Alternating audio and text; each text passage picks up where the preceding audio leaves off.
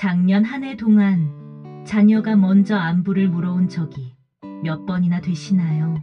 잠깐만요. 이 영상을 끄지 마세요.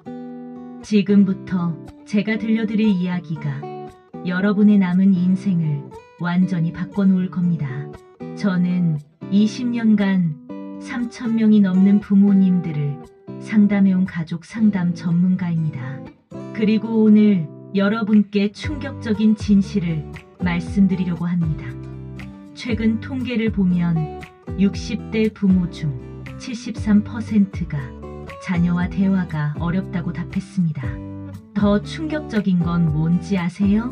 성인 자녀의 82%가 부모님과 있으면 답답하다고 느낀다는 겁니다. 왜 이런 일이 생기는 걸까요? 왜 우리가 그토록 사랑하는 자녀들이 우리를 피하는 걸까요? 답은 간단합니다. 우리가 자녀를 여전히 아이로 보고 있기 때문입니다. 내가 너를 어떻게 키웠는데? 엄마 말 좀 들어. 그건 내가 아직 몰라서 그래. 이런 말들이 자녀의 마음에 벽을 쌓고 있었던 겁니다. 하지만 걱정하지 마세요.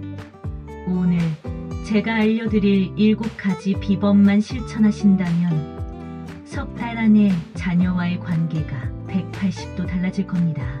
실제로 이 방법을 실천한 김영숙 씨는 65세인데요. 3개월 만에 아들이 매주 안부 전화를 하는 사이가 되었습니다. 박정희 씨는 58세입니다.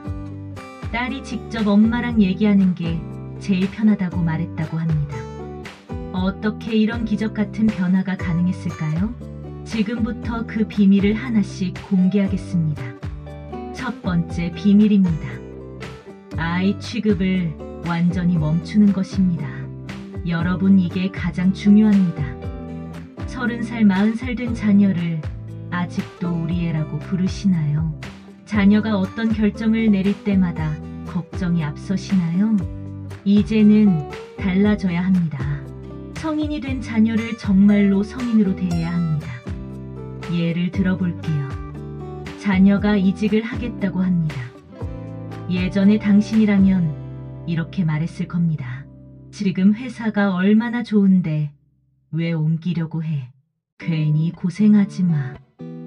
엄마는 내가 걱정돼. 하지만 이제는 이렇게 바꿔보세요. 내가 신중하게 생각한 결정이구나. 어떤 계획을 가지고 있는지 들어보고 싶은데 엄마는 내가 하는 일은 무엇이든 응원해. 차이가 느껴지시나요? 정수연 씨 61세의 실제 사례입니다. 아들이 대기업을 그만두고 스타트업으로 이직한다고 했을 때의 일입니다. 예전 같았으면 펄쩍 뛰며 말렸을 거예요. 하지만 그 말을 참고 이렇게 말했습니다. 내가 그만큼 고민했다면 분명 이유가 있겠지. 엄마는 내 결정을 믿어. 그랬더니 아들이 놀라면서 자세한 계획을 다 설명해 주더래요. 새 회사의 비전부터 자신의 커리어 계획까지 1시간 넘게 대화를 나눴다고 합니다. 그 후로 아들이 회사 일을 자주 공유하게 되었다고 해요. 이것이 바로 성인 대 성인으로 관계를 재정립하는 것입니다. 자녀를 독립적인 인격체로 존중하는 것입니다. 구체적인 실천 방법을 알려드릴게요. 오늘부터 당장 실천하세요. 첫째, 자녀가 뭔가 결정할 때 그건 위험해라고 말하지 마세요. 대신 내 생각은 어때라고 물어보세요. 둘째, 조언할 때는 명령형이 아니라 제안형으로 바꾸세요. 이렇게 해라가 아니라 내 경험상 이렇게 했더니 좋더라로 바꾸는 겁니다. 셋째, 자녀 집에 갈 때는 반드시 먼저 연락하고 허락을 받으세요. 내 자식 집인데 뭘 그래 하지 마시고요. 이것만으로도 자녀는 부모님이 나를 존중한다고 느낍니다. 두 번째 비밀입니다. 먼저 배우는 부모가 되는 것입니다. 우리 세대는 부모가 가르치고 자녀가 배우는 게 당연했습니다. 하지만 시대가 변했습니다. 이제는 부모도 자녀에게 배워야 합니다. 특히 새로운 문화와 기술에 대해서는 더욱 그렇습니다. 엄마 유튜브 보세요? 자녀가 이렇게 물으면 뭐라고 답하시나요? 그런 거 뭐 하러 봐. 복잡해서 못하겠어. 이런 대답은 이제 그만하세요. 대신 이렇게 말해보세요. 그거 재미있니? 엄마도 한번 배워보고 싶은데 알려줄 수 있어? 놀라운 일이 일어날 겁니다. 자녀가 신나서 가르쳐주기 시작할 거예요. 이민정 씨 59세의 경험담입니다. 딸이 좋아하는 아이돌이 있었어요. 전에는 그런 거 왜 좋아하니 했는데요. 이번엔 달랐습니다. 그 아이돌이 누구야? 엄마도 알고 싶어. 그랬더니 딸이 눈을 반짝이며 설명하기 시작했어요. 멤버 이름부터 노래까지 다 알려줬죠. 그 후로 함께 콘서트도 가고 앨범도 사면서 공통 관심사가 생겼다고 합니다. 딸이 엄마 진짜 쿨하다며 친구들한테 자랑한대요. 배우려는 자세가 왜 중요할까요? 자녀는 부모님이 자신의 세계에 관심을 갖는다고 느낍니다. 나를 이해하려고 노력한다고 생각합니다. 그래서 마음의 문을 열게 되는 거죠. 오늘부터 이렇게 해보세요. 첫째, 자녀가 좋아하는 것 하나를 정해서 관심을 가져보세요. 드라마든 게임이든 운동이든 상관없습니다. 둘째, 모르는 용어가 나오면 그게 뭐야 하고 무시하지 마세요. 그거 신기하네. 자세히 알려줄래 하고 물어보세요. 셋째, 하루 10분만이라도 젊은 세대의 콘텐츠를 접해보세요. 유튜브 쇼츠나 틱톡 같은 걸 보면서 트렌드를 파악하는 겁니다. 어렵지 않습니다. 조금만 열린 마음을 가지면 됩니다. 세 번째, 비밀입니다. 나만의 행복을 찾는 것입니다. 충격적인 사실을 하나 알려드릴게요. 자녀가 가장 부담스러워하는 부모의 말 1위가 뭔지 아세요? 너 없으면 난 아무 의미 없어. 내가 내 삶의 전부야. 이런 말들입니다. 부모의 사랑이 너무 무겁게 느껴지는 거죠. 자녀는 부모님의 행복까지 책임져야 한다는 부담을 갖게 됩니다. 그래서 오히려 거리를 두려고 하는 겁니다. 최영희 씨 63세가 들려준 이야기입니다. 퇴직 후 우울해하며 자녀들에게만 매달렸대요. 언제 오니 뭐하니 하루에도 몇 번씩 연락했죠. 자녀들이 점점 피하는 게 느껴졌다고 합니다. 그러다 친구의 조언으로 수영을 시작했어요. 처음엔 물이 무서웠지만 지금은 마스터즈 대회에도 나간대요. 인스타그램도 시작해서 수영 일상을 기록합니다. 놀라운 변화가 생겼습니다.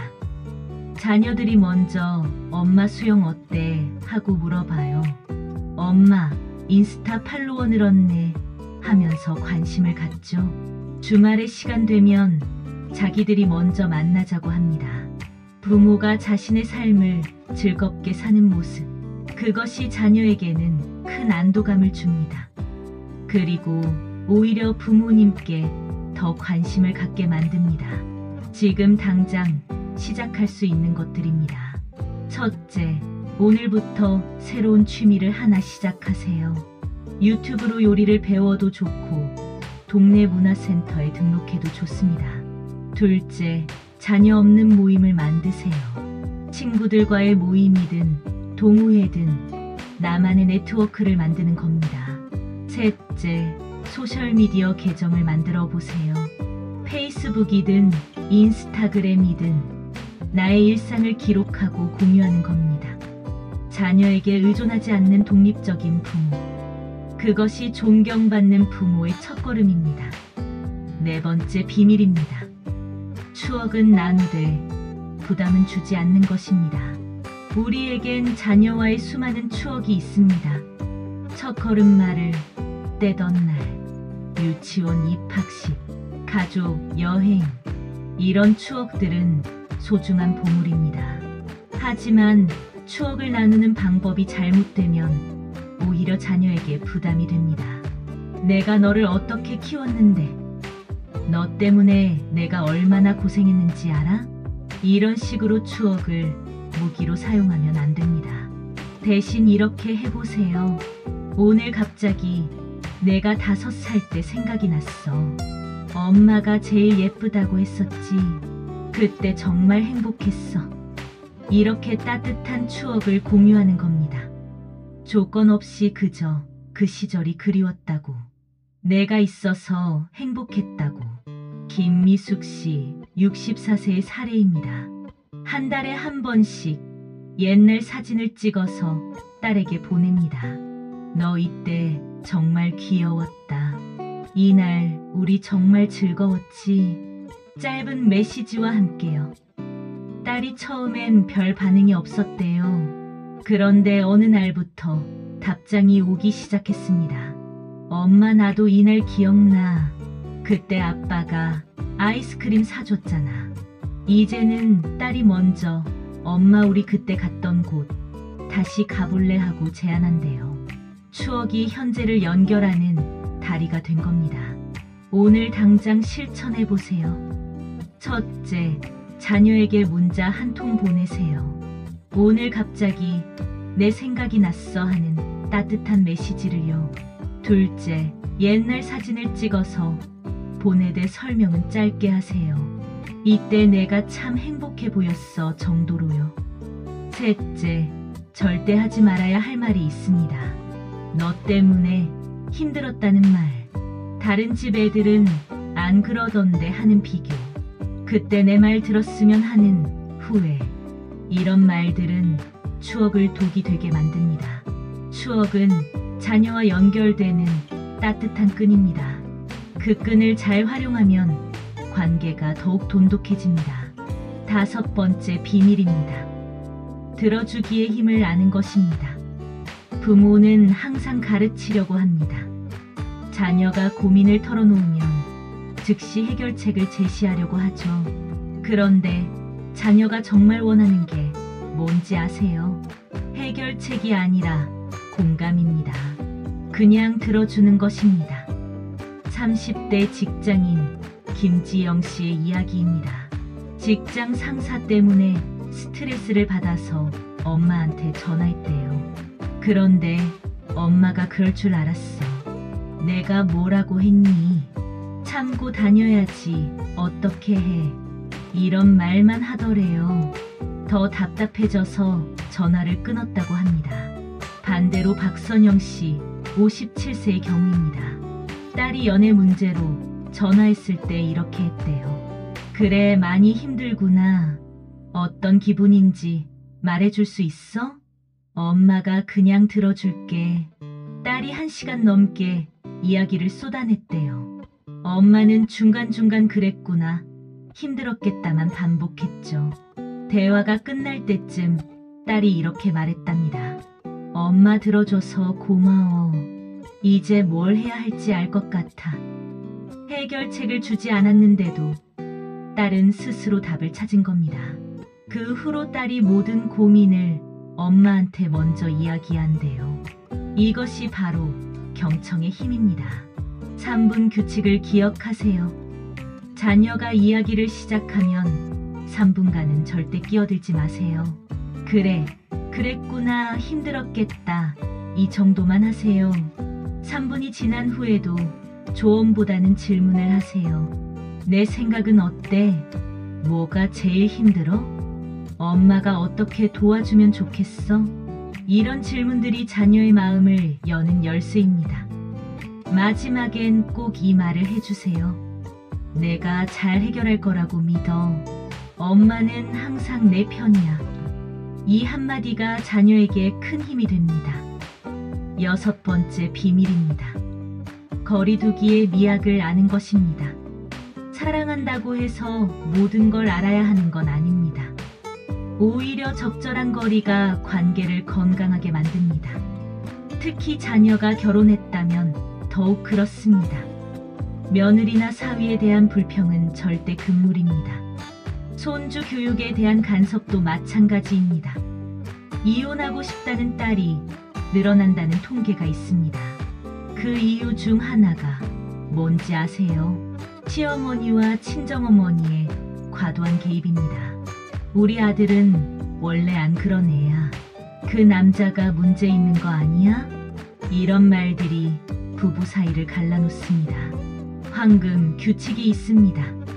자녀가 먼저 조언을 구하지 않는 한 개입하지 않는 것입니다.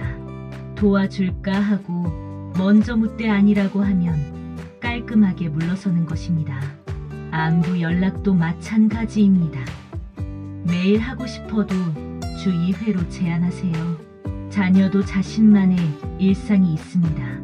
부모의 과도한 연락이 부담이 될 수 있습니다. 정말 궁금하고 보고 싶어도 참는 것. 그것이 사랑입니다. 7번째 비밀입니다. 변하는 모습을 보여주는 것입니다. 부모도 변할 수 있다는 걸 자녀에게 보여주세요. 나이가 들어도 성장할 수 있다는 걸 증명하세요. 오늘 자녀에게 이런 메시지를 보내보세요. 요즘 생각해보니 내가 잔소리를 너무 많이 했구나. 이제는 내 선택을 믿고 응원할게. 사랑한다. 자녀는 놀랄 겁니다. 우리 엄마가 아빠가 달라졌네. 그리고 감동할 겁니다. 부모님이 나를 위해 노력하고 있구나. 변하는 작은 것부터 시작하세요. 자녀가 왔을 때 하지 말아야 할 3가지가 있습니다. 첫째, 외모 평가입니다. 살쪘네, 말랐네, 피곤해 보이네. 이런 말은 하지 마세요. 둘째, 다른 집 자녀와 비교입니다. 옆집 누구는 이렇다던데, 친구 아들은 저렇다던데. 비교는 관계를 망치는 지름길입니다. 셋째, 과거 실수 들추기입니다. 그때 내가 그랬잖아. 내 말 들었으면 안 그랬을 텐데. 과거는 과거일 뿐입니다. 대신 꼭 해야 할 3가지가 있습니다. 첫째, 진심 어린 안부입니다. 요즘 잘 지내니? 무슨 일 있으면 언제든 이야기해. 둘째, 관심 표현입니다. 요즘 뭐가 제일 재미있어? 새로 시작한 일은 어때? 셋째, 인정과 격려입니다. 내가 정말 자랑스러워. 잘하고 있어. 항상 응원해. 이런 말들이 자녀의 마음을 움직입니다. 이제부터가 진짜 중요합니다. 앞서 말씀드린 7가지 비밀을 어떻게 실천할 것인가? 구체적이고 실용적인 방법을 알려드리겠습니다. 먼저 오늘 당장 할 수 있는 일들부터 시작하겠습니다. 지금 휴대폰을 꺼내세요. 자녀에게 문자를 한 통 보낼 겁니다. 그런데 평소와는 다른 문자입니다. 오늘 하늘이 참 맑더라. 갑자기 내 생각이 났어. 그냥 보고 싶어서 연락했어. 바쁘면 답장 안 해도 돼. 사랑한다. 이게 전부입니다. 무언가를 요구하지 않는 메시지. 그저 생각났다는 순수한 마음. 답장을 기대하지 않는 여유. 이런 메시지가 자녀의 마음을 녹입니다. 실제로 이 방법을 쓴 이영희 씨 62세의 경험입니다. 딸이 바쁘다는 이유로 연락을 잘 안 했대요. 섭섭한 마음에 왜 연락 안 하니?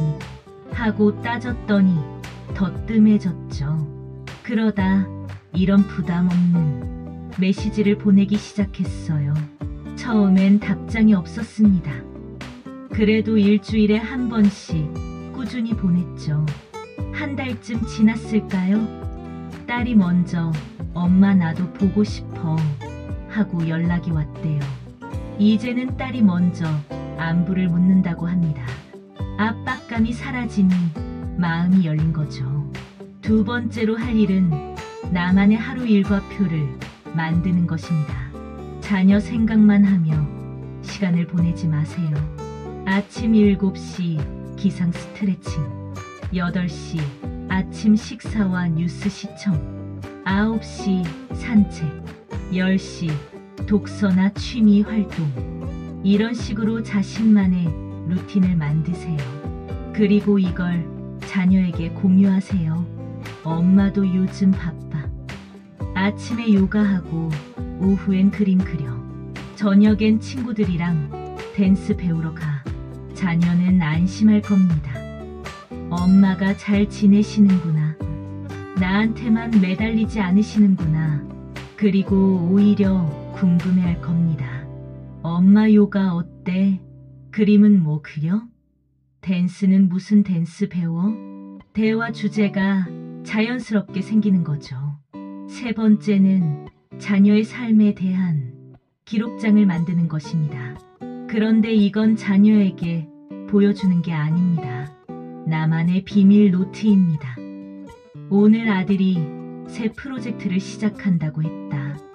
딸이 요즘 요리에 빠졌다고 한다. 사위가 승진했다는 소식을 들었다. 이런 것들을 적어두는 겁니다. 왜 이게 필요할까요?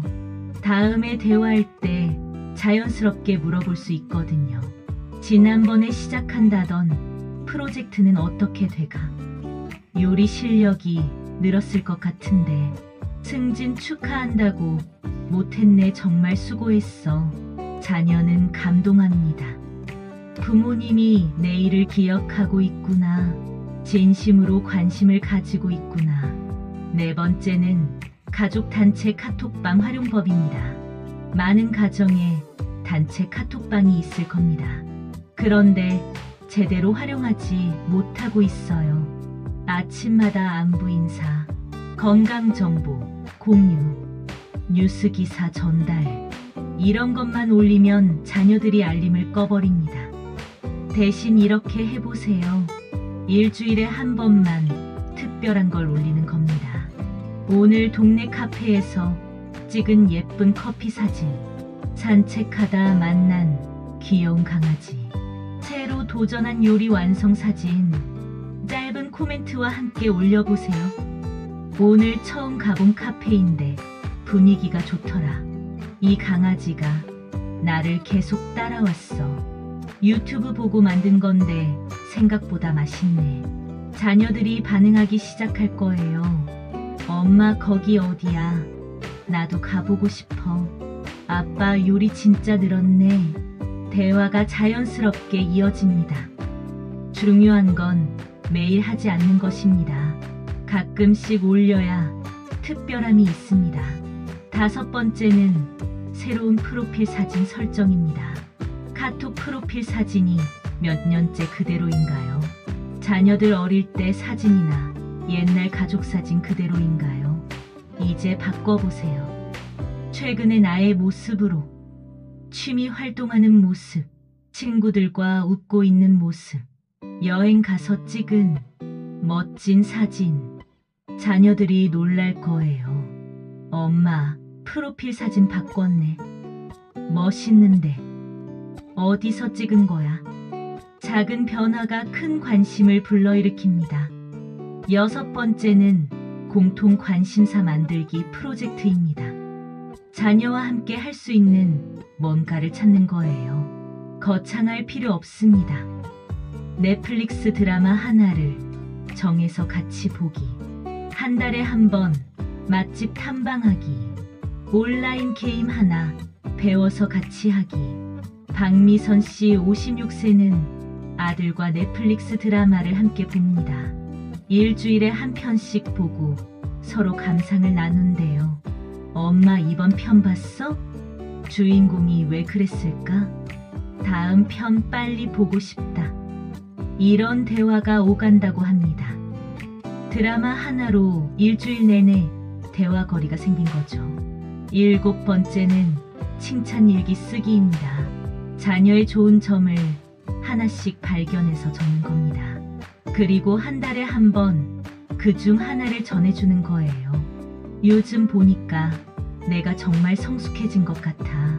어려운 상황에서도 침착하게 대처하는 모습이 대단해. 구체적으로 칭찬하는 게 중요합니다.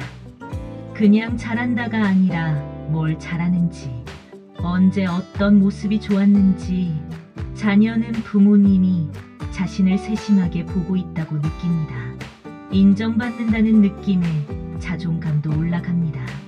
8번째는 부모 자신의 버킷리스트 만들기입니다. 죽기 전에 꼭 해보고 싶은 일들을 적어보세요. 제주도 올레길 완주하기, 피아노 배워서 한 곡 완주하기, 자서전 쓰기, 해외여행 혼자 가보기. 그리고 이걸 자녀와 공유하세요. 엄마도 아빠도 꿈이 있다는 걸 보여주는 거예요. 놀라운 일이 일어납니다. 자녀들이 응원하기 시작합니다. 엄마, 올레길 같이 걸어줄까? 아빠, 피아노 학원 알아봐 줄까? 부모의 꿈을 응원하는 자녀, 자녀의 응원을 받는 부모, 관계가 역전되면서 새로운 유대감이 생깁니다. 9번째는 실패 인정하기입니다. 부모도 완벽하지 않다는 걸 인정하세요. 과거의 실수를 솔직하게 이야기하세요. 내가 너무 강압적이었던 것 같아. 그때는 그게 최선인 줄 알았는데 지금 생각해보니 미안해. 사과할 건 사과하세요. 부모의 권위가 떨어지는 게 아닙니다. 오히려 인간적인 모습에 자녀는 더 마음을 엽니다. 10번째는 함께 성장하기 프로젝트입니다. 자녀에게 선생님이 되어달라고 부탁하세요. 스마트폰 기능 알려줘. 영어 단어 하나씩 가르쳐줘. 요즘 유행하는 노래 알려줘. 배우는 부모의 모습은 자녀에게 큰 감동을 줍니다. 나이가 들어도 배우려는 열정, 새로운 것에 도전하는 용기, 그런 부모님이 자랑스러울 수밖에 없습니다. 이제 관계 개선의 단계별 로드맵을 제시하겠습니다. 첫 번째 달은 관찰 기간입니다. 자녀를 관찰만 하세요. 판단하지 말고 평가하지 말고 그냥 보세요. 어떤 표정을 짓는지, 무슨 말을 자주 하는지, 뭘 좋아하고 싫어하는지 새로운 발견이 있을 겁니다. 내가 내 자녀를 잘 몰랐구나. 두 번째 달은 변화 시작 기간입니다. 작은 것부터 하나씩 바꿔가세요. 말투를 바꾸고, 표정을 바꾸고, 행동을 바꾸세요. 자녀가 알아차릴 겁니다. 엄마가, 아빠가 뭔가 달라졌네. 세 번째 달은 신뢰 구축 기간입니다. 꾸준함이 중요합니다. 한두 번 하고 마는 게 아니라 지속적으로, 그래야 자녀가 진심을 믿습니다. 정말 변하려고 노력하시는구나.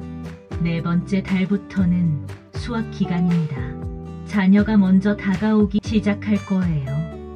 엄마, 요즘 어때? 아빠, 이번 주말에 시간 있어? 같이 밥 먹을래? 영화 보러 갈래? 관계가 회복되는 신호입니다. 그런데 주의할 점이 있습니다. 조급해하지 마세요. 당장 결과를 기대하지 마세요. 자녀마다 반응 속도가 다릅니다. 어떤 자녀는 금방 마음을 열고, 어떤 자녀는 시간이 오래 걸립니다. 그래도 포기하지 마세요. 진심은 반드시 통합니다.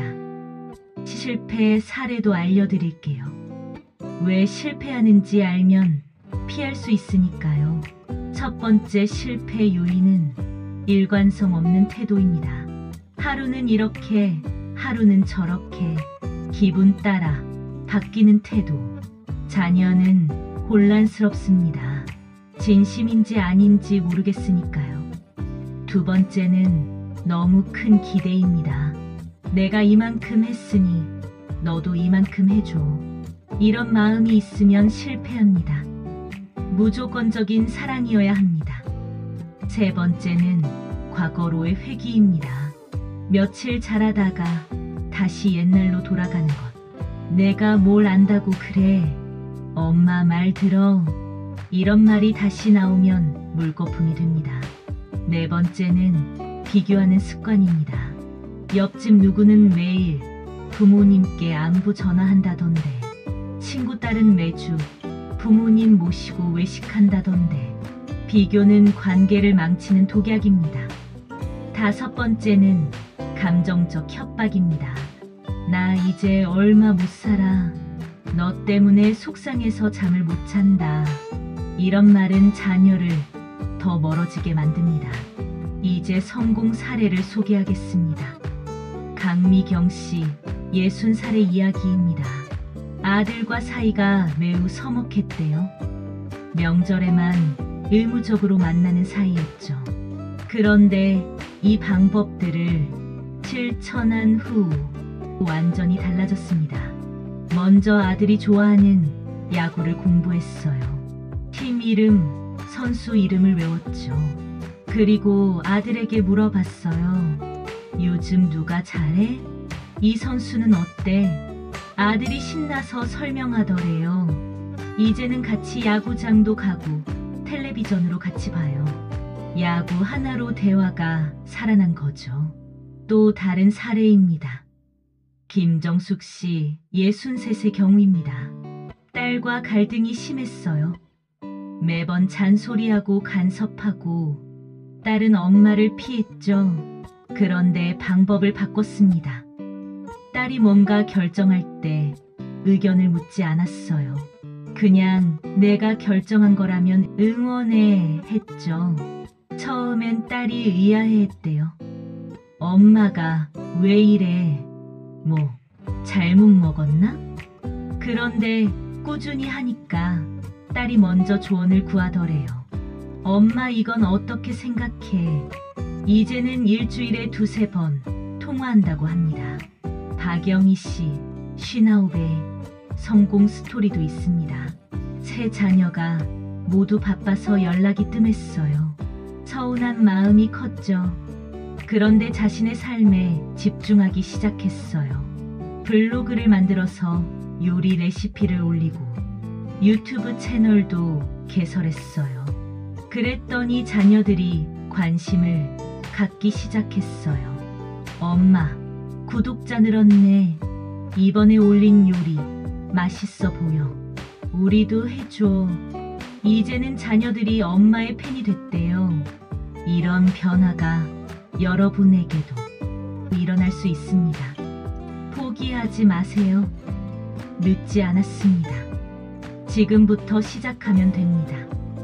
자, 이제 정리해 보겠습니다. 오늘 당장 실천할 7가지입니다. 첫째, 자녀에게 부담 없는 안부 문자 보내기. 둘째, 나만의 하루 일과표 만들기. 셋째, 새로운 프로필 사진으로 바꾸기. 넷째, 자녀가 좋아하는 것 하나 배워보기. 다섯째, 과거의 따뜻한 추억 하나 공유하기. 여섯째, 자녀의 이야기 3분간 그냥 듣기. 일곱째, 오늘부터 새로운 취미 시작하기. 이번 주에 실천할 3가지입니다. 첫째, 자녀와 함께 볼 드라마나 영화 정하기. 둘째, 나의 버킷리스트 작성하기. 셋째, 가족 단톡방에 일상사진 하나 올리기. 이번 달 안에 실천할 3가지입니다. 첫째, 자녀에게 진심 어린 사과 하나 하기. 둘째, 자녀를 선생님 삼아 뭔가 배우기. 셋째, 자녀 없는 모임이나 활동 시작하기. 기억하세요. 자녀와의 관계는 하루아침에 바뀌지 않습니다. 그러나 꾸준한 노력은 반드시 결실을 맺습니다. 씨앗을 심고 물을 주면 언젠가 꽃이 피듯이 여러분의 노력도 언젠가 아름다운 관계로 꽃필 것입니다. 마지막으로 한 가지만 더 말씀드리겠습니다. 완벽한 부모는 없습니다. 실수해도 괜찮습니다.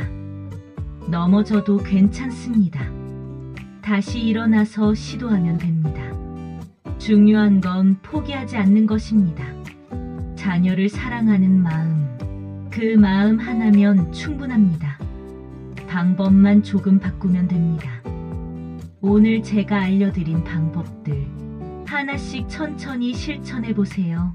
3개월 후 여러분은 경험하게 될 겁니다. 자녀가 먼저 전화하는 기쁨을, 엄마 보고 싶어, 아빠 만나고 싶어, 이런 말을 듣는 행복을, 명절이 아니어도 자주 만나는 일상을, 서로 존중하고 사랑하는 관계를 여러분은 할 수 있습니다. 나이는 숫자에 불과합니다. 변화에 너무 늦은 나이는 없습니다. 오늘이 가장 젊은 날입니다. 지금 시작하세요. 자녀와의 새로운 관계를, 더 깊고 따뜻한 사랑을, 여러분을 응원합니다. 행복한 부모가 되시길, 존경받는 부모가 되시길, 무엇보다 자녀와 함께 웃을 수 있는 부모가 되시길.